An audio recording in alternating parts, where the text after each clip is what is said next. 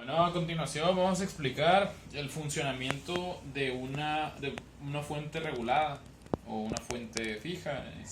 Por lo general, las fuentes que utilizamos de corriente directa comúnmente tienen el mismo funcionamiento, el mismo principio. Cuentan con este proceso, que es el proceso de transformado, luego va el proceso de rectificado, el proceso de filtrado y el proceso de regulado. A continuación vamos a explicar cada uno de ellos. Bueno, inicialmente todo empieza cuando tomamos la corriente de casa, el enchufe, que es la corriente alterna, como todos ya sabemos. Esa corriente pasa por un transformador, el cual se encarga de reducir el voltaje a un voltaje más pequeño, que es un voltaje por lo general igual o cercano al voltaje que vamos a tener de salida. Así expresado en una gráfica se vería de esta manera, en donde la onda que representa el voltaje en función del tiempo disminuye de esta forma, sigue teniendo el mismo periodo, la misma frecuencia, nada más el voltaje, el valor es menor. Después pasa por un arreglo de diodos que se le conoce como puente de diodos, o diodo rectificador. Que aquí lo que sucede es que la corriente separa los voltajes de tal forma que envía la corriente positiva nada más por este lado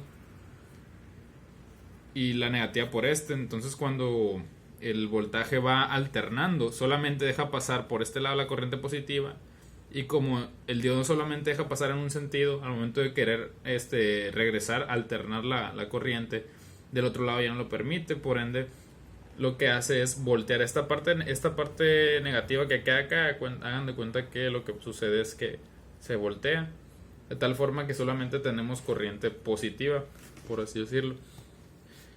Bueno, para poder estabilizar la onda se requiere un proceso de filtrado, que es lo que el capacitor nos permite hacer.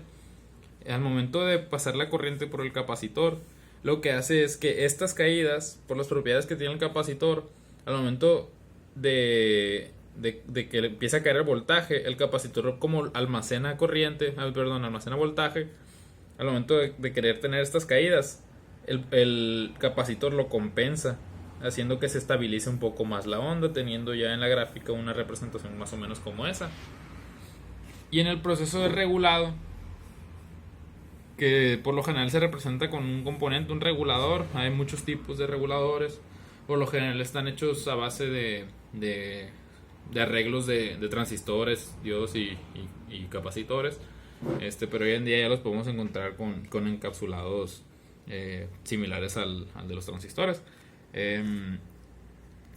Al pasar la corriente por ahí, este componente se encarga de estabilizar y dar la onda fija y dar el voltaje que nosotros requerimos. Ya eso lo verificamos ya en el datasheet para ver qué valores vamos a requerir tanto para los capacitores como para el regulador, incluso el transformador. Pero por lo general desde el principio son muy similares casi siempre. Y al final pues ya tenemos la carga, que aquí lo representamos con una resistencia. Nada más ya tenemos la salida de voltaje en la parte en el último pin del regulador. Entonces aquí en este punto ya la corriente llega de esta forma. Entonces así es como se transforma la corriente alterna a corriente directa.